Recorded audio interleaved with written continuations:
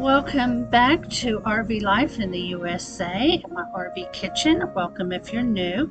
Today we're going to go over the freezer meals that I packed up on Monday and find out how they tasted. Let's get going. So the first one I shared was the pepper pork and butternut squash. All we did was take our butternut squash and our hot pepper jelly, put it in the bag with the pork loin that we had cut up, and put it in the freezer. So now we've got everything in the freezer bag. We've got the air out and flattened. We're going to place it in the freezer. The night before you want to cook your meal, you take it out, put it in the refrigerator to defrost, and then put it in your crock pot and set it for 6 to 8 hours. Now I use these liners. It's just for easy cleanup. It is a personal preference. You can use them. You don't have to. So we're going to put this in here and get it set. I'll have pictures now of the way it turned out. It was absolutely delicious. I was very surprised at the flavor this one had, so I highly recommend trying it. Big Daddy loved it. I think he had 2 or 3 helpings of this one. This is what it looked like in the crock pot when it was done, and this is it plated up. It was not too spicy. I was a little concerned because it was hot pepper jelly, but I don't do well with really spicy foods, but this was not. Highly recommend. And I'm adding here the screenshot if you would like to try it.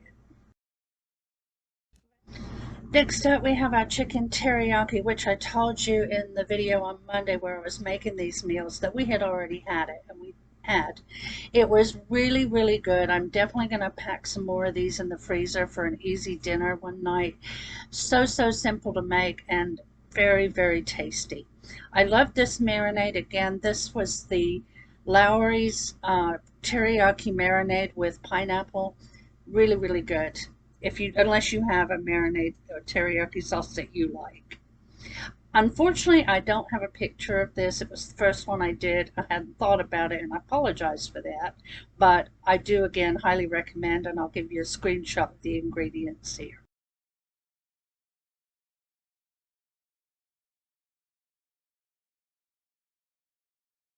Okay, next up is our chicken chili. This one had quite a few ingredients, if you remember, but it turned out really, really good. For me, it was not too spicy, which was great, but Big Daddy, he likes a lot of spice. He said it was good, but it needed hot sauce. So again, if you want to spice yours up a little bit, you could put some extra chili powder in there, maybe a little cayenne, whatever you like to put in your chili. But it went a long way. We ate off of this for 2 days.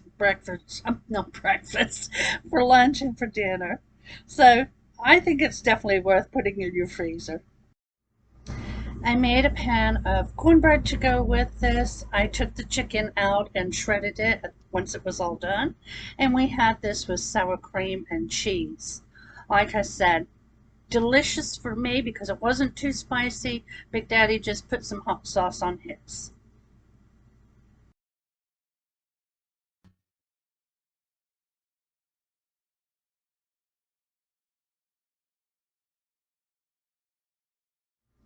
We had the pepperoni chili beef on hoagie rolls.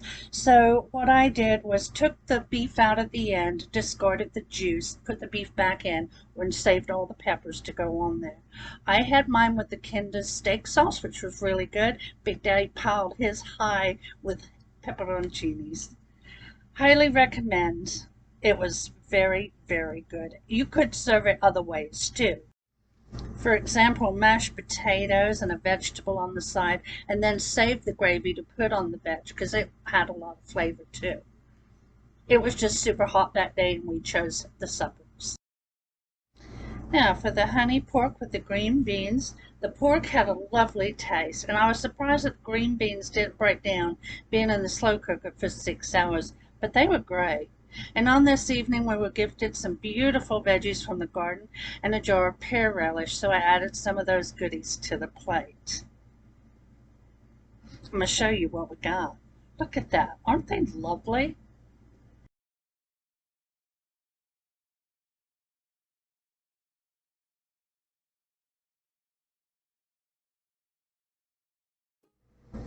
Now for our chicken fajitas.